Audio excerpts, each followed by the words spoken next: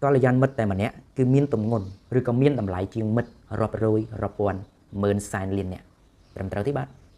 có là gian mít để cho nông pua rồi bao dương có đôi khi này u thì họ thả cà phê chứ krương xăm đập một hay sàn xài 50 mốc còn mình phải có tha miên phải giỏi chiên krương xăm pi 7 mốc buồn mốc chỉ đàm đá chẳng dương miền dậy tầm mót đi cứ dương dậy được cả bồn dul miên phô tàng đôi chi cà phê nhị khmau krương xămแต่บุญទីប៉ុន្តែសុទ្ធសឹងតែជារបស់កម្រហ្នឹងគឺកម្រនៅសារធាតុសកម្មដែលបន្លាយផ្លែឈើឬក៏គ្រឿងផ្សំដតៃមិនងាយនឹងមានទេខ្ញុំឧទាហរណ៍ថាខ្ញីខ្មៅមួយចាស់មើមខ្ញីខ្មៅគឺជាមើមរុក្ខជាតិដែលសម្បូរដោយវីតាមីនប្រូតេអ៊ីននិងសារធាតុសកម្មល្អៗមួយចំនួនទៀតហើយនេះគឺជាការសិក្សាស្រាវជ្រាវរកឃើញដោយក្រុមវិទ្យាសាស្ត្ររបស់ជប៉ុនហើយគេបានយកមកកិនក្លុកឲ្យម៉ត់ទេគឺគេចម្រាញ់ញែក10ដងគេចម្រាញ់យកទៅសារធាតុណាដែលល្អសកម្មមកទេអញ្ចឹងបងប្អូនសាកគិតទៅមើលថាតើ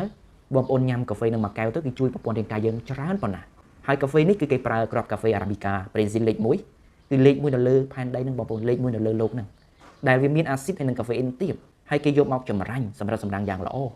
បូកបញ្ចូលជាមួយនឹងចម្រាញ់សម្បកមង្ឃុតហើយនឹងសារធាតុផ្អែមណាណូដែលសុវត្ថិភាពផ្អែមប៉ុន្តែសុវត្ថិភាពសម្រាប់ពួកយើងទាំងអស់គ្នាអញ្ចឹងចំពោះកាហ្វេនេះបងប្អូនមានរសជាតិឆ្ងាញ់មានសុវត្ថិភាពជួយដល់សុខភាពយើងបានច្រើនមែនទែនសូមបងប្អូនសិក្សាស្រាវជ្រាវក្រែងលោនេះគឺជាកល្យានមិត្តដ៏ល្អសម្រាប់ចូលពោះរបស់បងប្អូនទាំងអស់គ្នា